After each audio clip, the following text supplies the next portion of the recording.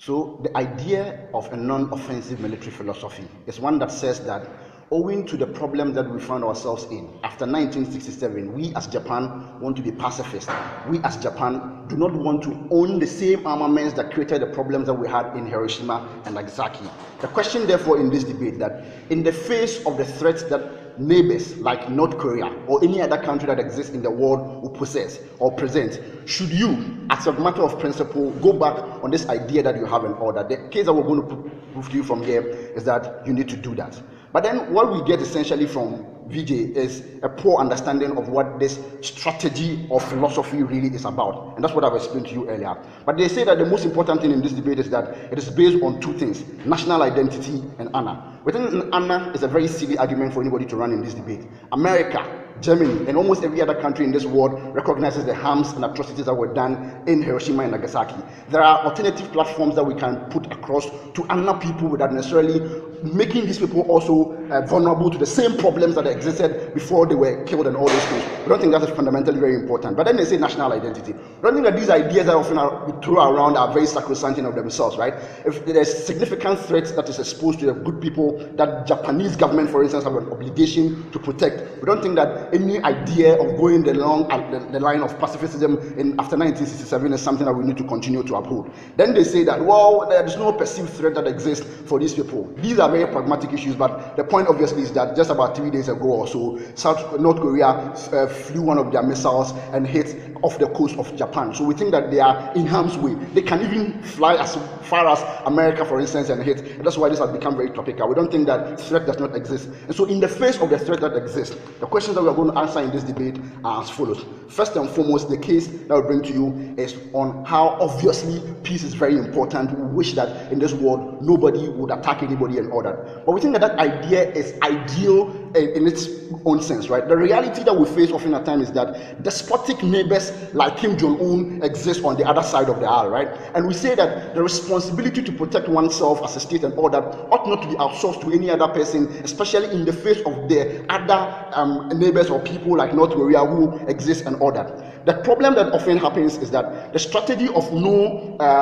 nonsense, the strategy of the right to defend oneself is one that is very good, because that idea itself is a self-protecting propaganda. The idea that Iran, for instance, was building armament and all those things scared somebody like, or a country like Israel, in terms of how they approach them and all that. The idea that America, the idea that Russia, all of them have this is a self-protecting propaganda itself, something that we think that is very, very important and we ought to at all times have. I'll take it very soon, don't worry. And so we think that this idea is very good. But more importantly, let's talk about the next argument, right? We think that let's do a very good diagnosis of war, why it happens and how it happens. First, on the point of why. We think that often wars happen because of conflicting interests, because of historical background and differences, or purely because one entity wants to show some force against the other and exert some control and all that. The presumption, therefore, would not be that war would not happen if somebody does not have nuclear weapons or armaments. We think that the idea that causes war to happen is because somebody wants to dominate some other person or some differences that exist. Those differences do not come as a result of the fact that I have A and you have B. That is why we have constant cases of Hamas, for instance, fighting Israel. Hamas, obviously, in the face of weapons and armament, do not have as Israel has, but because of their will and the desire to want to fight, they can always fight. And so the problem of war will always continue to happen, irrespective of who has what. And that's why we are saying that this particular issue does not address the core problem that exists and faces Japan and their existence. But secondly, on how. We think that the slightest of provocations often are the reasons why wars happen. Wars don't happen out of the blue when somebody throws a missile or the best of weapons and hits another person. Usually, very little disagreements on individual level, on state levels and all those things can trigger wars. And that's why we are saying that. Therefore, the conclusion we can presume can never be the case that if there exists, there's no weapons for all these countries, Japan doesn't have all that, North Korea will begin to behave all of a sudden. They are not behaving as it stands now, where South Korea doesn't have, Japan doesn't have, they are misbehaving and all that. Japan needs to do what is needful and protect itself. Let's go. Alright, so to the extent where it's true that there's a possibility that Japan won't be able to even defend itself in the face of impending threat from North Korea, should it continue being that it's going to lose external support for those who support it principally because of this military? Where I'm going to right now, obviously, is a case of a fight.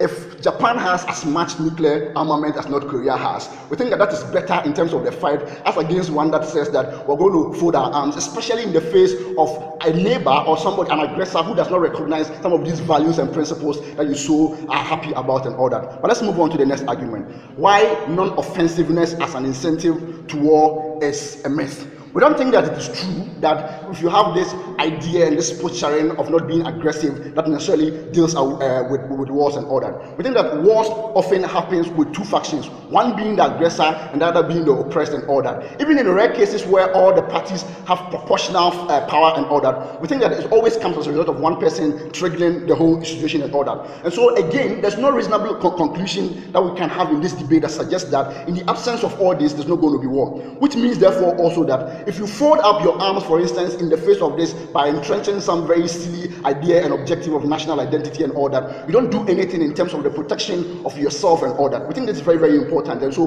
the myth that comes with the idea that non-offensiveness all of a sudden will take away war is a very silly one. But factually also, we say that armament often serves as a case of warding off warring factions and parties and all that. I've told you earlier about how the perception that America has nuclear weapon, the perception that Russia has nuclear weapon, in and of itself has been able to present this sort of stalemate in terms of how countries approach and how they view problems that exist among them and all that. And so we think that the presence of armaments in and of themselves forces some restraints against whoever it is that ordinarily will be your oppressor. This is very, very important. That's why we think that it is even better in a world where everybody has nuclear weapons as against a world where only a few people have nuclear weapons, because we don't think that every country in this world operates with the same moral principles and values that we would ordinarily want to have a very pacific world and order, pacifist world and order. We don't buy that. But finally, before I sit down, right, we think that Japan as a country has a responsibility and an obligation on itself and its people to make sure that it prevents all harms at all times. We think that the idea of outsourcing its